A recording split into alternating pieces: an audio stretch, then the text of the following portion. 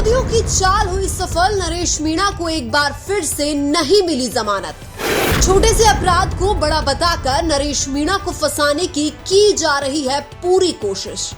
सरकार और प्रशासन भी जानबूझकर नरेश मीणा को कर रहे हैं परेशान। एक थप्पड़ के लिए आज तक किसी भी इंसान को इतनी बड़ी सजा नहीं मिली है जितनी बड़ी सजा नरेश मीणा को मिल रही है। और हमारे कानून में भी थप्पड़ मारने के लिए इतनी बड़ी सजा का प्रावधान बिल्कुल भी नहीं है। अब तो यह बात भी सिद्ध हो चुकी है कि समरावता गांव के मामले में जानबूझकर नरेश मीणा को फंसाने का पूरा प्रयास किया जा रहा है।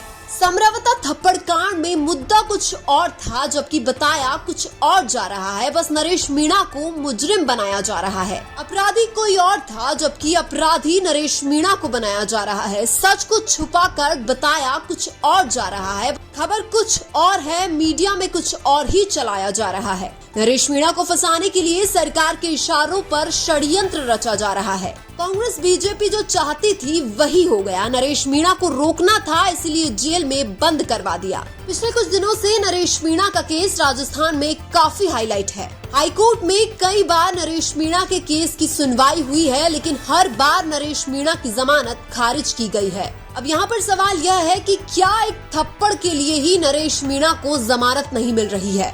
थप्पड़ मारना अपराध है, लेकिन इतना बड़ा अपराध नहीं है कि लंबे समय के बाद भी किसी को जमानत ही ना मिले। अगर नरेश मीणा सत्ताधारी पार्टी यानी बीजेपी में होते तो क्या अब तक नरेश मीणा को जमानत नहीं मिल गई होती? उधर सरकार का भी दोगला रवैया देखने को मिल रहा है। भजनलाल सरकार दावे कुछ और करती है और काम कुछ और ही करती है। भजनलाल सरकार के मंत्री और खुद भजनलाल शर्मा ने भी समरावता गांव में हुए नुकसान की भरपाई का वादा किया था, लेकिन अब तक ना तो समरावता कांड में हुए नुकसान का मुआवजा ग्रामीणों को मिला है, ना ही उस केस की कोई निष्पक्ष जांच हुई है। ग्रामीणों की मांग है कि समरावता गांव में हुए थप्पड़ कांड की न्यायिक जांच करवाई जाए ताकि दूध का दूध और पानी का पानी हो जाए। लेकिन भजनलाल सरकार एक ऐसी सरकार है जिसको जनता से शायद कोई मतलब नहीं है, वरना अब तक समरावता कांड की न्यायिक जांच हो चुकी होती। समरावता गांव में जाकर डॉक्टर किरोड़ी लाल मीणा और जवाहर सिंह बेड़म ने जो वादा किया था, वो वादा भी सरकार अभी तक पूरा नहीं कर पाई है।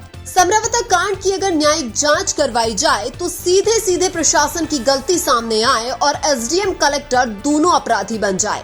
इसलिए ना तो सरकार चाहती है, ना ही प्रशासन चाहता है और ना ही एसडीएम कलेक्टर चाहते हैं कि समरावता थप्पड़ कांड की न्यायिक जांच करवाई जाए, क्योंकि समरावता थप्पड़ कांड की जैसे ही न्यायिक जांच होगी, नरेश मीणा अपराधी तो रहेगा लेकिन मुख्य अपराधी नहीं रहेगा। न्यायिक जांच में पुलिस प्रशासन और एसडीएम कलेक्टर सीधे सीधे तौर पर मुख्य आरोपी बनेंगे। इसीलिए समरावता थप्पड़ कांड की न्यायिक जांच नहीं हो रही है।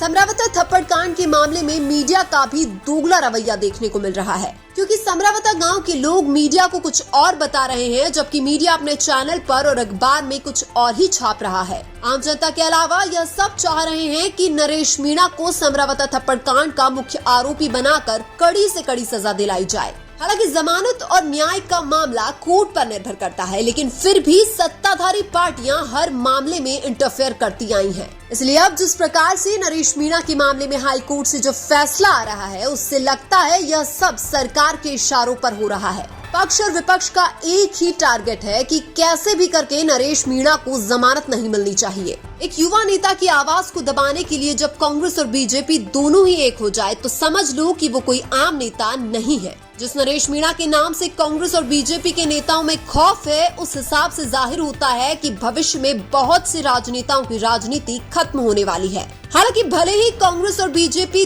दोनों नरेश मीणा के खिलाफ है, लेकिन आज भी जनता के सबसे पसंदीदा युवा नेता नरेश मीणा है, क्योंकि नरेश मीणा जनता की लड़ाई लड़ता है और जब आम जनता के साथ अन्याय होता है तब Naresh Meena out of control हो जाते हैं। नरेश मीणा से जनता के साथ हो रहा अन्याय देखा नहीं जाता, इसलिए अब नरेश मीणा के साथ जो अन्याय हो रहा है वो भी जनता से देखा नहीं जा रहा है। इसलिए अब वो दिन ज्यादा दूर नहीं जब राजस्थान में एक बड़े आंदोलन का बिगुल बजेगा और नरेश जेल से बाहर आएंगे। लेकिन आपको क्या लगता है, क्या एक थप्पड़ के लिए इतनी बड़ी सजा दी जाती है या फिर नरेश मीणा के मामले में कोई साजिश रची जा रही है? कमेंट करके जरूर बताएं। वीडियो अच्छा लगा तो लाइक कीजिए और हमारे चैनल मीणा की आवाज को सब्सक्राइब कीजिए। धन्यवाद।